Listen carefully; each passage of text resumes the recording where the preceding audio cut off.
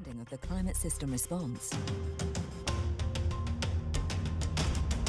Further development of climate models all point in the same direction. Human influence on the climate system is clear.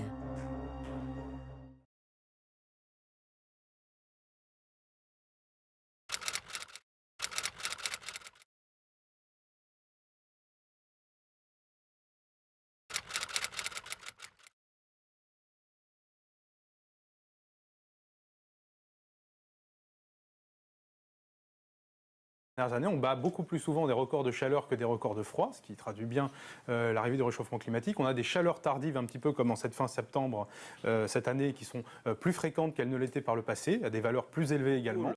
Les scientifiques du GIEC, aucun doute, la glace fond de plus en plus vite. Chaque été, c'est l'équivalent de 4 fois la surface de la France qui disparaît. Il y a 20 ans, la fonte s'arrêtait aux limites du tracé rouge. Pour les scientifiques, la montée des océans ne cesse de s'accélérer. 2 mm en moyenne par an sur le globe. 20 cm en un siècle, mais davantage selon les dernières études.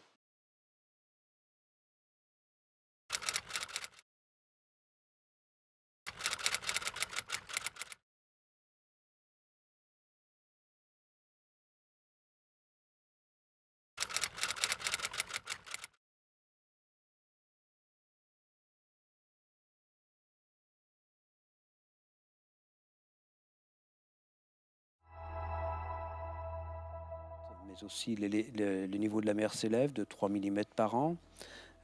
Bien sûr, ce n'est pas une augmentation année après année, mais il est clair que tous les indices sont là. Pour nous, le réchauffement est sans équivoque. Il est aussi sans précédent.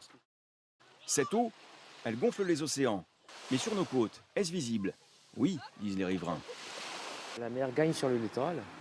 Ici? Ah oui, on se rend compte un petit peu. C'est-à-dire? Elle mange un peu le littoral. Il y a des coins là-bas où, par rapport à des grandes marées, ça tombe, la terre tombe. Sur la plage des Vallées, là, effectivement, vous voyez que la falaise s'écroule un petit peu. La mer, elle monte déjà plus haut. Plus haut, ça se réduit la plage, je trouve. Des études viennent de montrer que c'est le réchauffement climatique qui est responsable des phénomènes météo extrêmes. Les incendies qui ont ravagé l'Australie, les orages de grêle en plein été en France, et puis récemment les inondations dévastatrices aux Philippines. Tout ceci devrait se multiplier.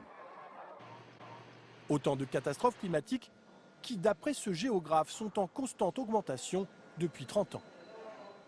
On a par exemple des événements de sécheresse qui sont de plus en plus intenses dans certaines régions, d'autres régions qui sont concernées par des précipitations de plus en plus intenses ou de plus en plus durables qui provoquent des inondations ou des phénomènes violents tels que les orages.